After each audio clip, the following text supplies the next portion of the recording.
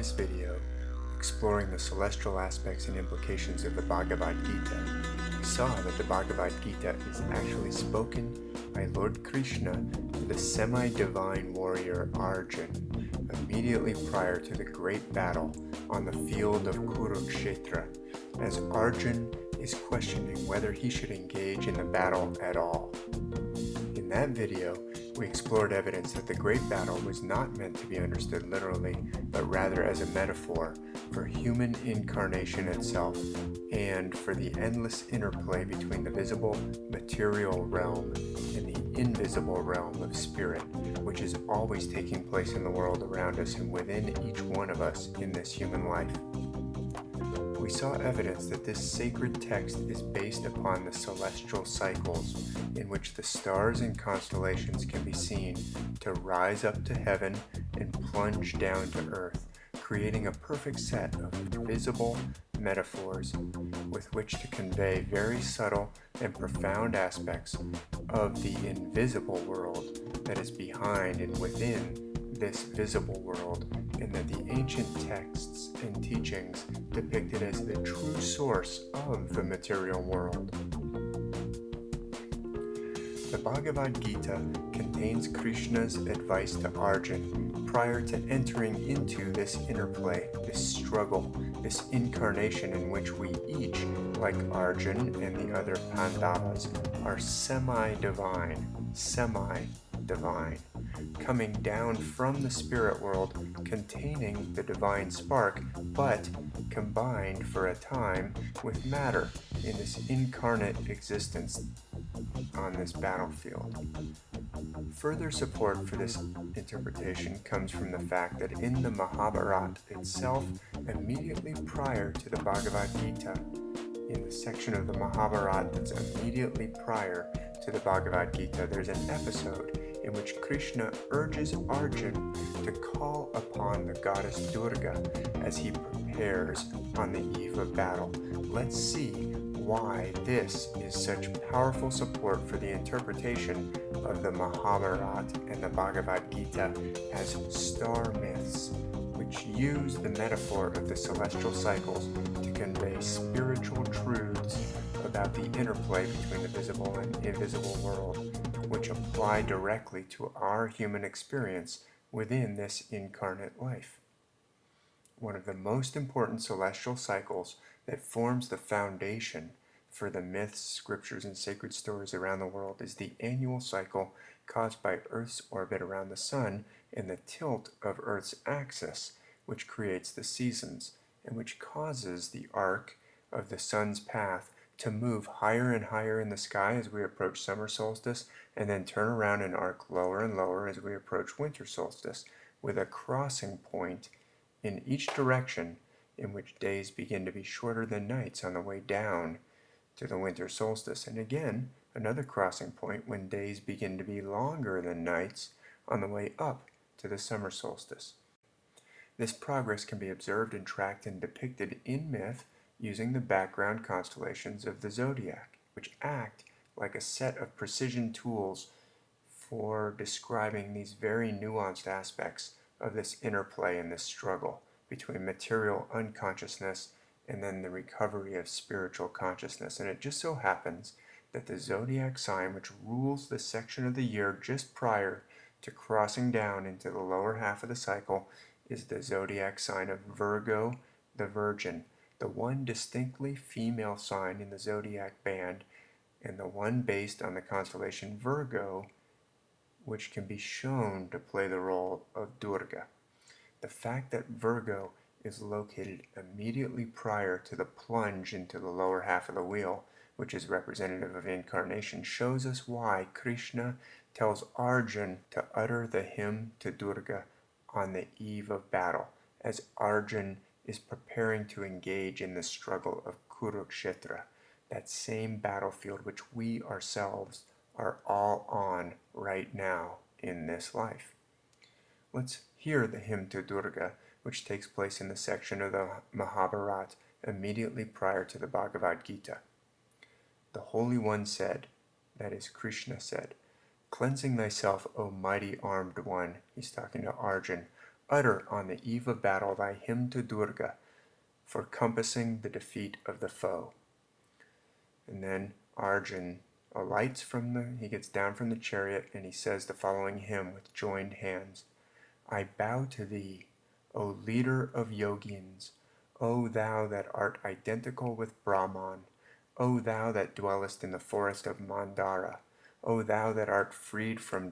decrepitude and decay, O Kali, O wife of Kapala, O thou that art of a black and tawny hue, I bow to thee. O bringer of benefits to thy devotees, I bow to thee, O Maha Kali, O wife of the universal destroyer. I bow to thee, O proud one, O thou that rescuest from dangers, O thou that art endued with every auspicious attribute, O thou that art sprung from the Kata race, O thou that deservest the most regardful worship, O fierce one, O giver of victory, O victory's self, O thou that bearest a banner of peacock plumes, O thou that art decked with every ornament,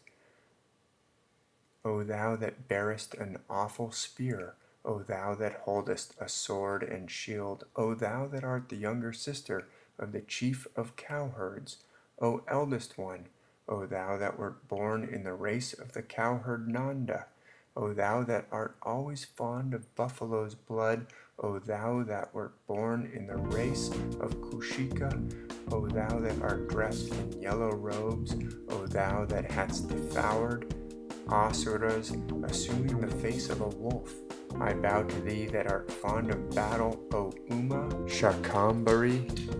O thou that art white in hue, O thou that art black in hue, O thou that hast slain the Ashura Kaitava, O thou that art yellow-eyed, O thou that art diverse-eyed, O thou of eyes that have the color of smoke, I bow to thee. O thou that art the Vedas, the Shrutis, and the highest virtue, O thou that art propitious to Brahmanas engaged in sacrifice. And he goes on. And at the end, Durga actually appears and she says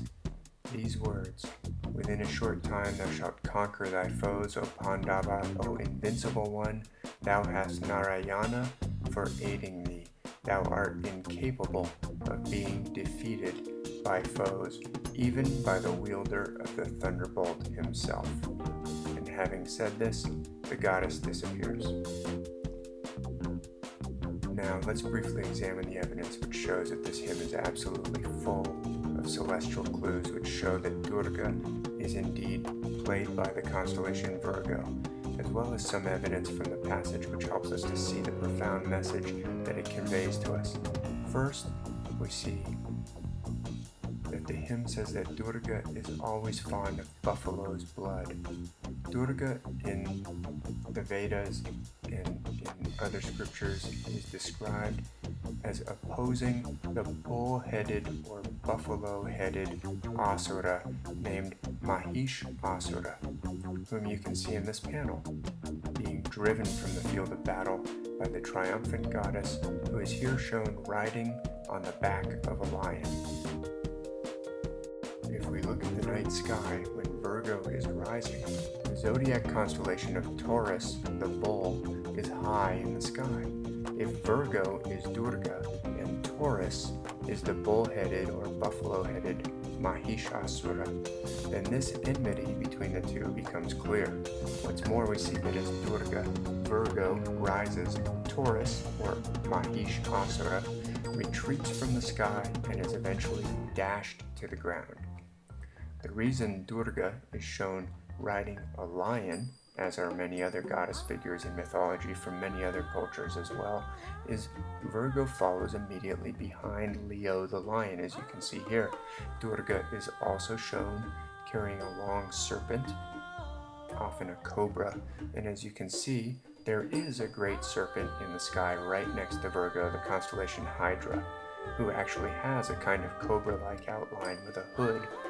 at the head end of the constellation. Now the hymn to Durga also tells us that she bears a banner of peacock plumes. Note that just above the distinctive outstretched arm of Virgo is the faint but important constellation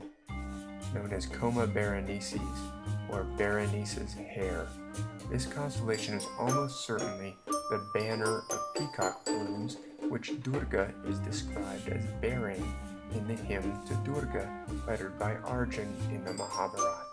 She's carrying a banner of peacock plumes.